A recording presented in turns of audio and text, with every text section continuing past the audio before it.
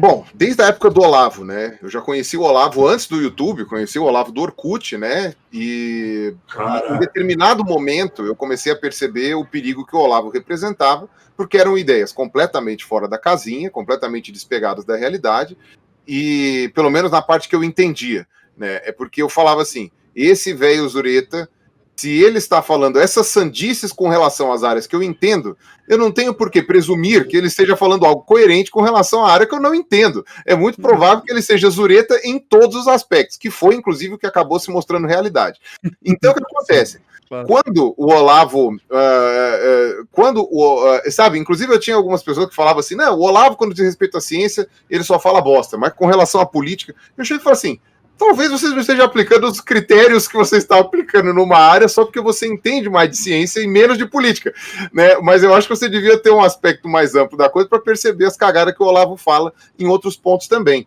E o que acontece? Quando eu percebi o crescimento do Olavo, e isso já vai desde quando o Eduardo Bolsonaro foi lá para Virgínia para condecorar o Olavo, aquela coisa lá do Rio de Janeiro, não foi o Eduardo, foi o Flávio, eu acho, que fez uma condecoração do Olavo, uma medalha da prefeitura do Rio. Foi o Flávio, eu acho que foi o Flávio.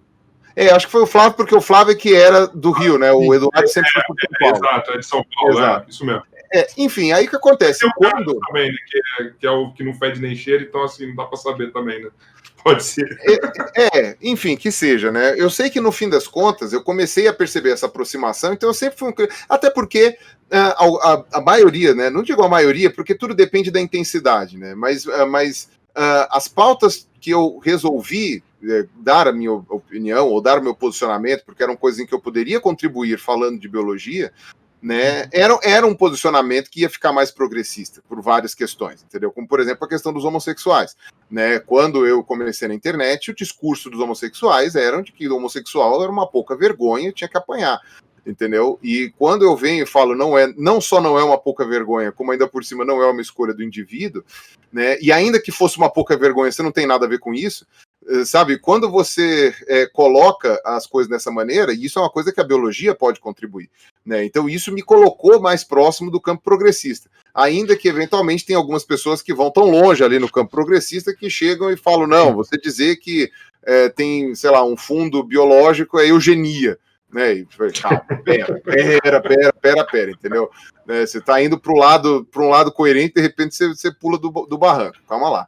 Mas aí, no fim das contas, né, essas minhas críticas, né, há muito tempo com relação ao Bolsonaro, e a minha percepção do quão incompetente o Bolsonaro é para absolutamente tudo, né, e aquela coisa, poderia ser uma pessoa coerente e incompetente, e você poderia citar aí uma série de pessoas envolvidas nisso. Era uma pessoa incoerente, com ideias sei lá, de 1720, e ainda por cima incompetente, né? Tipo, então, quer dizer, era uma pessoa que não tinha nada, ele juntava o inútil ao desagradável.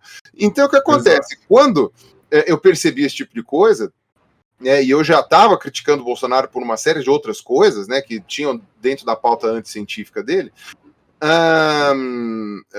eu fui uma pessoa que me posicionei e falei assim, gente, qualquer pessoa menos o Bolsonaro, sabe, não importa, sabe, o Bolsonaro é andar para trás, né, o Bolsonaro tem uma série de coisas erradas, né, o cara não foi um bom militar, não foi um bom deputado, não foi um bom marido, né, se você colocar uma questão de que um bom pai coloca limites nos seus filhos, ele também não foi um bom pai, né? Não foi um bom amigo, porque só você vê quanta gente que tá indo pra fogueira e ele tá pouco se fudendo.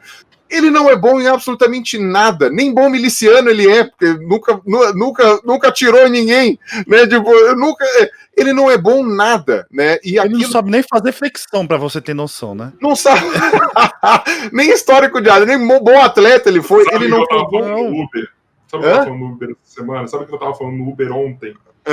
O motorista do Uber tava falando assim.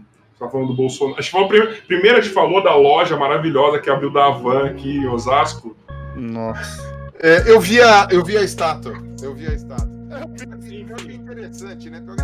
Em São Paulo, na cidade de São Paulo, não tem Havan. Pelo menos não que eu saiba. Mas